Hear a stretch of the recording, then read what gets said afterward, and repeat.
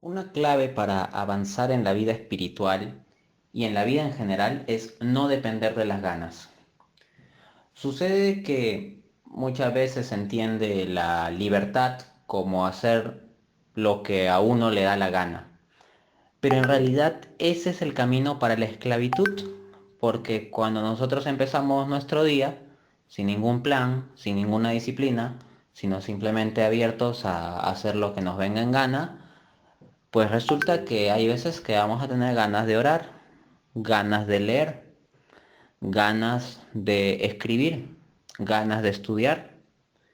Y va a haber otras veces en que no vamos a tener ganas. No vamos a tener ganas de levantarnos de la cama, no vamos a tener ganas de estudiar, de leer, no vamos a tener ganas de orar, no vamos a tener ganas de leer la Biblia. Luego nos van a dar ganas de cosas inconvenientes o incluso pecaminosas.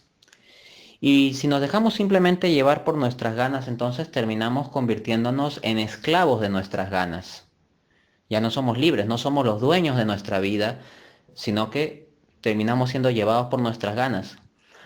Así, pues quien empieza la vida o la semana o el día sin un plan, sin unas ciertas reglas, se encuentra con que sistemáticamente puede perder demasiado tiempo pues viendo videos en YouTube, y muchas veces son videos que en realidad no le aportan mucho a uno para su vida, o viendo uno y otro y otro y otro capítulo de una serie X, descuidando otros aspectos que son importantes y así. ¿Qué hacer para contrarrestar esto y tomar verdaderamente las riendas de nuestra vida, las riendas de nuestro día? Pues bueno, bien dice la sabiduría popular que de buenas intenciones está lleno el infierno, ¿no? Es decir, sí, siempre va a surgir ocasiones en que nos digamos, oye, estoy gastando demasiado tiempo en YouTube, estoy gastando demasiado tiempo en Facebook, estoy gastando demasiado tiempo en Netflix y debo hacer algo con mi vida. Voy a orar más, voy a leer más mi Biblia, voy a estudiar mis cursos de la universidad, voy a hacer mejor mi trabajo, etcétera.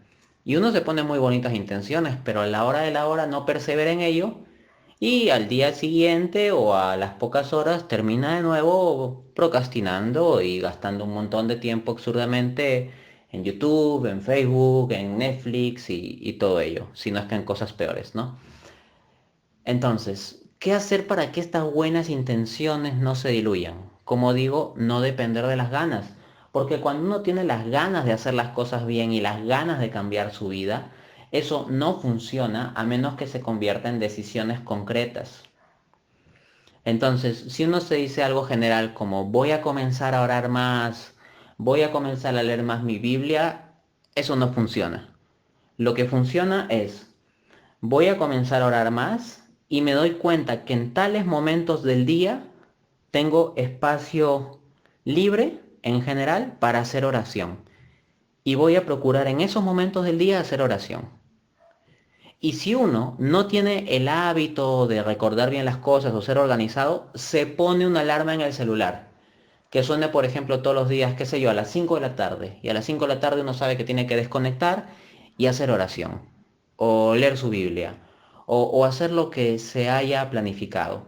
Entonces, el primer consejo es organizarse con momentos del día específicos y actividades específicas.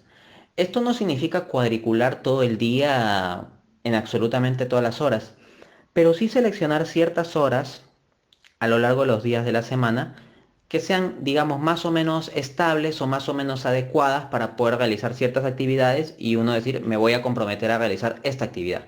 Y para que uno dependa no de su voluntad, pues hasta se pone una alarma en el celular para no depender ni de su voluntad ni de su mente para recordarse, sino que ahí hay un mecanismo que le va a hacer acordar.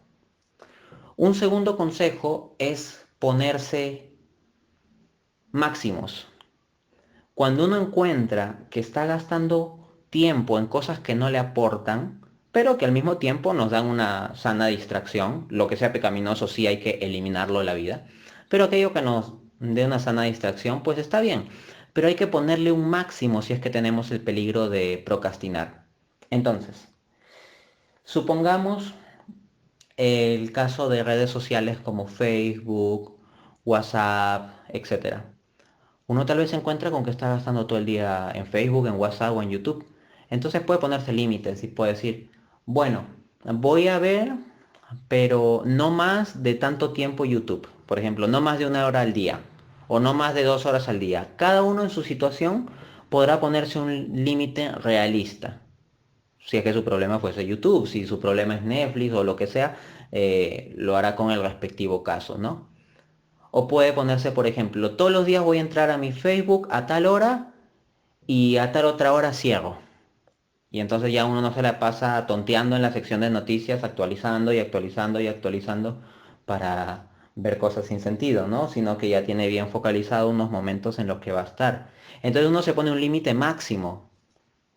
Y por lo tanto, con un límite máximo, uno puede libremente, sí, acudir a sus redes sociales, a su sano esparcimiento y todo eso, pero ya sin pasar esos límites no se va a generar el peligro pues de procrastinación, ¿no? Mientras esto se respete.